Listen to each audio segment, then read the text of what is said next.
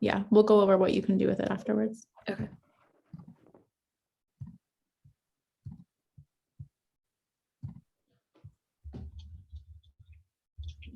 Okay, we can get started. People will keep rolling in and I'll just keep admitting them as they come in. Okay, super. Well, thank you everyone for joining us. My name's Robin Benneman. I'm the entrepreneur in residence at the UConn School of Business. And I work with the Family Business Program, which is part of the Connecticut Center for Entrepreneurship and Innovation. Thanks for joining us this morning. Today we're going to talk about, is it time to export? And so I want to thank also the Connecticut Small Business Development Center and Denise Whitford, who's going to kick this off. And also thank you to Erno for joining us and talking about what he's done with export. So take it off. If you've got questions, by the way, you can put them in the chat box.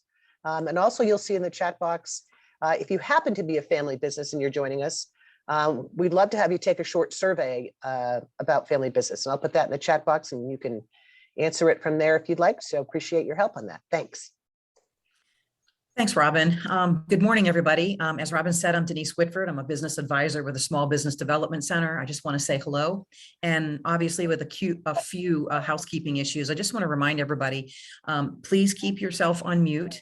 We will be coming to the end of the series. We're going to move very quickly. It's only a half an hour. We'll take all your questions at the end if we could.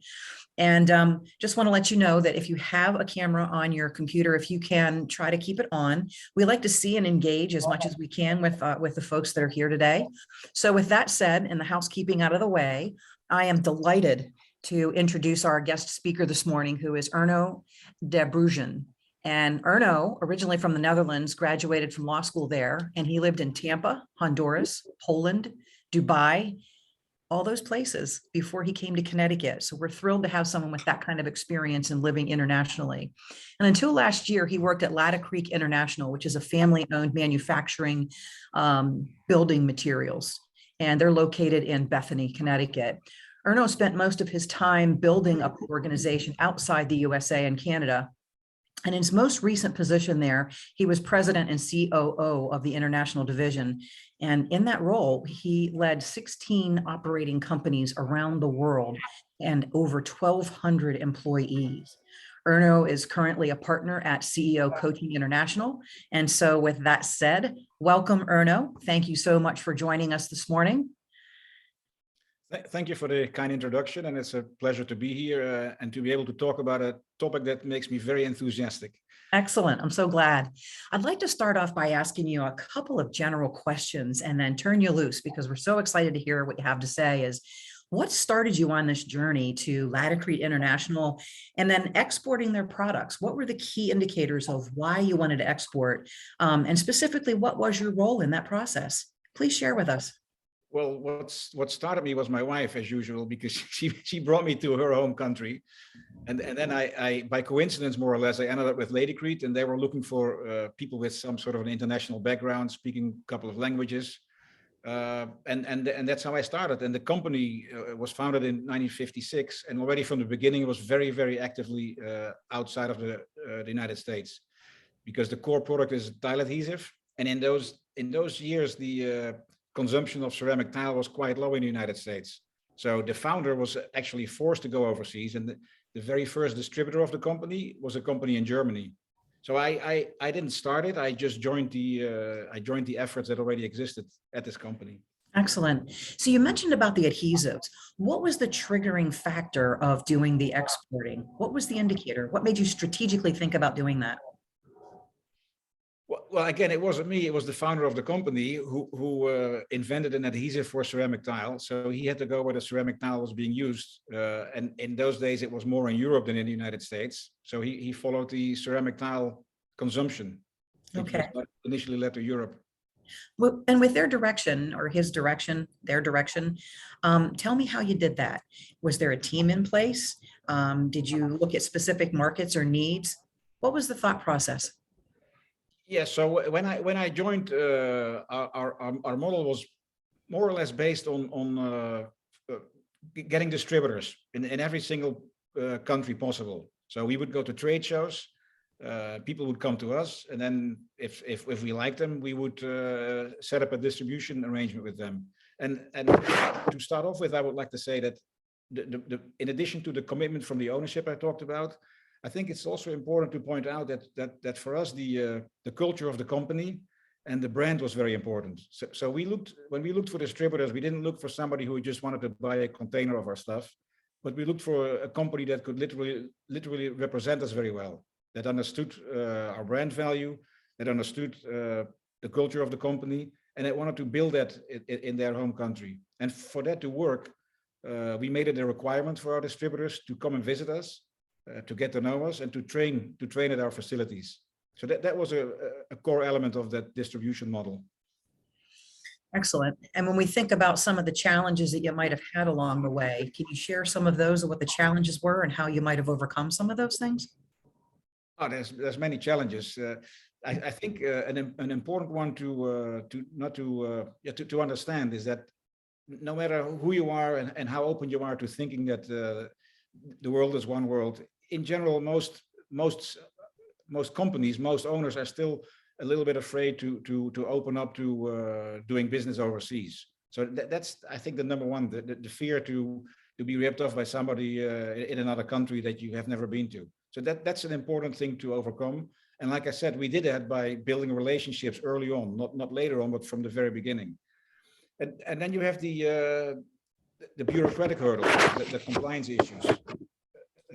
The most important one and the most scary ones are the Foreign Corrupt Practices Act and the so-called OFAC rules, the rules that are related to countries like Cuba and Iran that you cannot do business with. It's very important to understand those rules and to have a simple compliance program in place, because to have a training program in place is the first line of defense. And then you have, of course, the issue of the languages. Luckily enough, most people in the world speak English. Most people that you would like to represent you in another country speak English. But in certain countries, there's rules that you have to present your product with a local language. So that becomes a huge hurdle. And then in Europe specifically, there are very, very strict rules regarding certification and packaging. So that's something to understand, because that is a big hurdle. Once you start building volume, it becomes a big hurdle. Yeah, I think those would be the earlier hurdles, yes. And as you went through those hurdles, you mentioned a couple of really big ones. In the clients that we work with, we hear those same challenges, but overcoming those hurdles, what were the resources or the relationships, either internally within your organization or externally, that helped you overcome those hurdles? Unfortunately, mostly we found out the hard way. We just stumbled on these issues as they came to us. In an ideal world, we would have known beforehand and we would have been more proactive, but we just came across them and then we tackled them. But of course, the best way to do it, and that's why I talk about it, is to understand them up front and then tackle them up front. Yeah. And of course, I left one important one out. It's also the export documentation. So we did have, very, very dedicated specialist people who were very well trained in export documentation, which sounds like a simple thing, but if you make a mistake on a document, it can cost you thousands of dollars of delay in some harbor overseas that you don't want to have, of course. Yeah.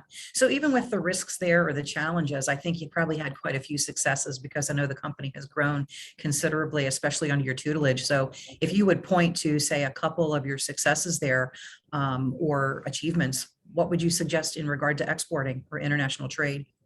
Well, I think the biggest success is that at some point we thought we reached a certain limit, because in our industry where you sell tile adhesive and related materials, it really becomes cost prohibitive to ship more than 500 miles. Even in the United States, the company has 7 factories. So we could only export specific products with very high margins. We could not export our core product, the tile adhesive. Those were being made by licensees in some countries. And in some countries where we had a sales office, we used toll manufacturers. So at some point, we realized that was an approach that limited our potential to grow. So we decided to start building full operating companies in selected countries. India, China, Brazil, we just built plants, and we had each function fill there: R&D, marketing, sales. And that ultimately became the big success. That became the reason why we grew so fast, because we could control our own destiny with these companies. We could use local raw materials. We could produce products according to local norms if they existed. We could use local packaging, of course, and also look at local preferences and produce according to local price points. So we became, instead of just and I say just with all respect, instead of a global company with a strong export activity, we became a global company with very strong local presence around the world. I think that is the key factor, that we build a local presence around the world. I love that. I think that's a fantastic way to bring me to my next question. If there were a couple of things that you would point to that you would think this audience would want to have as takeaways or considerations, top 3 or 4, if you're thinking about exporting and they're not certain, what would those key takeaways be, or the value, the wisdom of what you have? What would you want to leave with them as a takeaway? That's so my philosophy, and I just also wanted to point out, I only speak on behalf of myself. I'm no longer related with Lady Creed, so everything I say is on a personal level. But my number one lesson is very simple. Everything comes down to relationships. If you can build a relationship with a client or a distributor in Atlanta or in Dallas, you can do the same thing with somebody anywhere else in the world. And people around the world, no matter what happens in this country, they love America. Sometimes it's a love-hate relationship, but they love America. They always have a cousin, a nephew, or a son who lives there, so they'll find a reason to come here and visit your company. And they like to, and that's something also we put a big emphasis on. Once we had the relationship, we started to build the relationships between the companies, so between the people in India and China, and Europe and the Middle East, and sort of build a global family. And that was really the most rewarding part of the activity, to have a network of companies around the world that help each other, that learn from each other, both in a commercial way and also in a social way.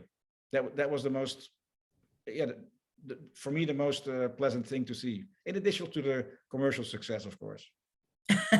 I would agree with that. Absolutely. And so I'm curious, did you know about the SBDC at that time, or any of the other partners there from the Small Business Administration that might be able to support you? No. You didn't? No, I didn't. Okay. Well, I wish you had, because a lot of the things that we operate and do is offer that no cost or very low cost business advising. And when we start thinking about some of the things that we've done from an SBDC standpoint, you hit a couple of really important factors. And that is looking at the 4 domains of international trade and export, about the global business management and strategy. You knew what you needed to do. You knew you had to have new market entry, but also how you did that in terms of marketing and penetrating those markets and thinking about the local types of attitudes. I think that that's an enrichment that you recognized very on and had resources pointed to that. But I'm curious how you did the supply chain management and how you did trade finance. Can you shed a little bit of light? Because those were 2 of the domains that you didn't talk about. And I don't mean go into the dollar amounts, but how did you operate supply chain management and trade finance? It was financed from the business we did in the United States, which caused some stress every now and then, because the fast international growth put limits on things we could have done in the United States. So it was not an ideal situation. Yeah. And that can be stressful from time to time. And that's really why we wanted to come together today to share a little bit of that information, and then open it up to questions for the group here. So I'd like to share a little bit more with you too, and in reflection, but also where we go moving forward, in that our advisors can work with you. There's a lot of resources out there that do this, and that's conducting an export readiness assessment. And it's a survey that puts together about 20 questions where we ask folks many of the things that you went through with Latacrete. And we get a score from that, and we determine, rated on that score, what their likelihood is for success. But we can also identify gaps that would kind of reduce the stress that you would be going through. And along with that, sometimes that means an infusion of market and industry research, and putting those 2 items into a strategy. And that strategy would look at how the business is financed Are you doing just domestic work right now, or are you moving into export and then putting that action plan in place? And so as we move through that, then looking at that industry research, some of you may be familiar with IBIS World and Euromonitor. And I don't know, Erno, if you pulled anything in terms of industry or related channels or supply chain, or if you were looking in any way with some of the independent providers of strategic research. But those folks that we use through Euromonitor and IBIS World look at that data in an analytic type of way of thousands of products and services around the world. And we look at different market research solutions to help that organization reach their goal. And again, it would be tapping into those opportunities globally that you'd want to get into. We also look at key milestones as we're driving through that. And that's part of the export strategies that we would be able to look at in terms of the export plan. Most of the folks on the call probably have had to put together a business plan or a strategy. Did you have one for Laticrete? Yes, and the first really big strategic program I was part of was the one where we decided around 2000 to start building full operating companies around the world, and that made a huge shift, and that was the outcome of a big strategic planning session. It is. And I think, yeah, if I'm not mistaken, you probably went through the same kind of process that we do when we look at the strategy of what's your concept. And we analyze that in terms of, I said, data and research. And we try to do projections and look at what we would be able to generate for insights and driving those projections in terms of different types of management tools. Making sure that what you're doing isn't going to drive some kind of static response, but that you're actually going to get results. And so when we start looking at those types of things, we actually drive it into analysis and spreadsheets because we're getting to the point where we look at financing. Is your business in a capital strong position? Banks usually want to know, can you pay, will you pay, and what if you don't? And what that translates into is, can you pay? What's your cash flow analysis? And will you pay? What's your credit history? And what if you don't comes down to the collateral if that's necessary. Those three basic questions are really what we drive to, and we determine that through the tools that we implement in there. I'm sure that you had different types of analytics and folks that were working on the inside in terms of how bringing raw materials in to produce your product might impact inventory and then the cost analysis in relation to staffing and exporting. So we help move those folks along. How do you finance that? I mean, you mentioned a number of ways.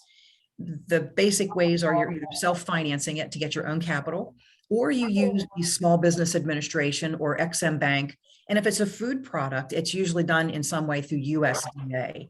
And we look at that in terms of what's required to get there and helping clients put their applications together, but also helping them with the analysis and the what if scenarios if they don't have the capacity or the skills to get there. But there's a variety of different financing options, including factoring or pulling equity to the table.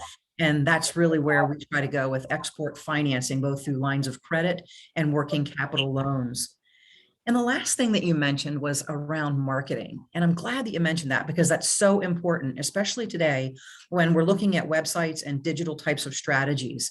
And if we think about website and SEO, there is a difference between simple translation of your website and globalizing it so that you're on those different URLs and those countries can find you in your language and in a timely manner, but also localizing it. And I love the idea that Laticrete, with your direction, really looked at that local type of need. What are the customs? What are the desires in that particular market?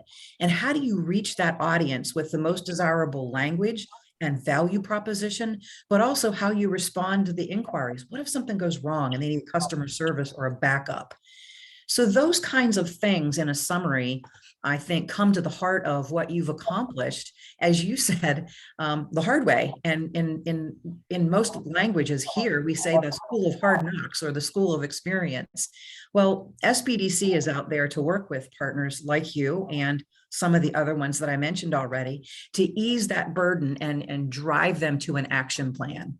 And so I'm so glad that we were brought together so that we could talk about that. But I wanted to turn it back to you for a moment, Erno, and say, what other things did I trigger in sharing with you about SBDC that might have triggered something that you didn't cover that you want to share?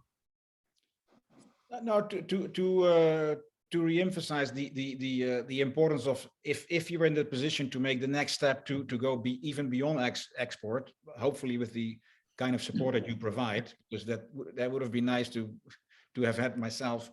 And then it's not as simple as it sounds. Now you have a local company, but you don't want to end up with 10 different local companies that all look different, have a different website. So then the question becomes, how can you stay connected? How can you have the same brand image all around the world, and how can you control that? So then it shifts completely from a supply issue from the United States, whereby your typical supply chain issues are far more complicated with export, because now you have to ship full containers at a time, and the issue becomes more of a human resources related. How do you keep people connected and be part of one company, even though they work in different places around the world?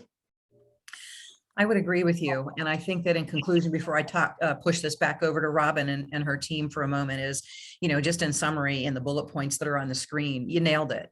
I think that what we try to do is look at, are you ready to export, and doing the assessment and pulling the research in? And do you understand where your target market is and what the impact of that is? Those strategic sessions in planning might take a long time in some cases, but I think that it's time and energy well spent before you enter something and make mistakes, and it's a very costly mistake, but also making sure that you've got that finance preparation and a strong marketing action plan. And I've got my contact information on the bottom of that slide at ctsbdc.uconn.edu. You can also reach me through the Family Business Center through CCEI. So I'm thrilled to be able to say that this was an opportunity for us to share both resources and experience. Robin, I'd like to turn it back over to you and see if there's any questions. I haven't been able to look into the chat, or open it up for a few Q&As. Sure. So thanks, Denise, and thanks, Erno. This has been really helpful. I haven't seen any questions come through with the chat. I'm curious though, while we wait to see if anyone else puts one in, Erno, how long did it take? What was your journey like from sort of when you started thinking about it, expanding it? Was it weeks, months, years, quarters, decades? I was there for 27 years, so it was a long journey. But the really fast growth came in the last 5 years when we figured everything out. And I would like to add, I forgot that we actually had two UConn MBA grads who were a big part of this journey. One is now a very successful general manager in Lady Creek's China operation. So that's good. That's good to know. We do have several internship and mentor programs that go out throughout the School of Business and CCEI, including micro internships to work on specific projects versus summer and so ongoing. So that's good to know. It's nice to have UConn folks in helping UConn family businesses and UConn privately held businesses grow and even start their own. So I appreciate that. We've got a list of some things that are coming up. And so if we could, Kelly, if you could move that forward. So we've got the next Timely Topics is coming up on Wednesday, the 16th of February, about social media. And I think that's always important. A lot of folks are confused about what to do next. And I think we've got one more slide, Michaela, on what's on after that. And you can find these things also on our website. So we hope you will join us for oncoming Timely Topics. We also have some other things going on. We have a new legal lunch series that we're doing. So we hope you'll stay in touch. You'll see more invitations and more content. Thanks again to Denise and the Connecticut Small Business Development Center at Erno for helping us understand your journey. And if you've got questions, please type them in or raise your hand. And if not, we thank you for your time. Thanks for having us, Robin. I appreciate it. Everybody have a nice day. Thanks for Stay having me. safe in the snow back there.